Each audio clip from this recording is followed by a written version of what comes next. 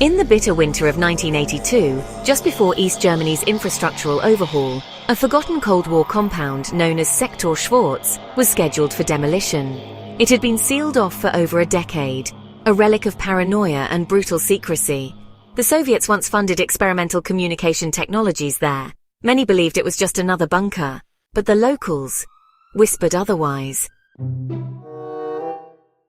A 34-year-old electrical engineer, Lukas Reinhardt, was contracted to inspect the facility's dormant power grid before the structure was bulldozed. A simple job, 2 days tops. He entered on the first morning alone. Inside, the air was colder than outside. The place stank of rust, dust, and time. He noted that the meters on his handheld voltage reader were fluctuating, faint but active current pulsing through the lowest floors. Odd for a building untouched since 1971. As he descended the central staircase to the sub-basement level, his handheld radio started emitting bursts of static. Not noise, numbers, over and over. 403, 403, 403. He checked his blueprints. There was no room 403. The facility ended at 399. But the voice continued, robotic and slow. Curiosity got the better of him. Lukas tracked the signal deeper into the sub-levels. Eventually, he reached a narrow caged hallway that wasn't on any map. At the end of it was a sealed vault door with a fading painted number, room 403. The door creaked open, almost as if waiting for him. Inside, the room looked like an observation chamber.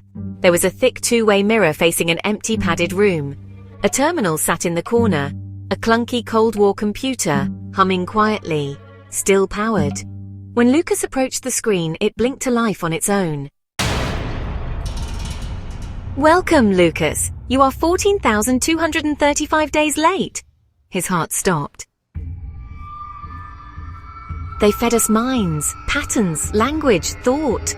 I was the only one who stayed awake. Room 403 is not a room. It's a container." Then, silence. Suddenly, behind the mirrored glass, the padded cell began to flicker with red light.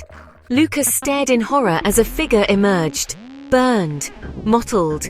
Its mouth never moved, but a sound filled the chamber, like mechanical breathing, almost like whispering code.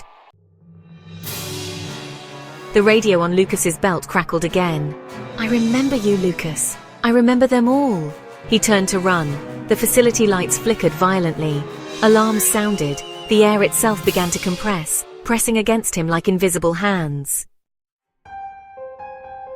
He made it out, barely, and was found 6 hours later by demolition crews, unconscious in the snow. His tape recorder, clenched in his frostbitten hand, was damaged, except for the final 8 seconds. There is no room 403. There was never a Lukas Reinhardt on the registry. But the numbers continue. In the years that followed, ham radio enthusiasts around the world reported strange signals. A pulse code repeating 3 digits. 403. And in the background, if you listen closely, you'll hear a voice.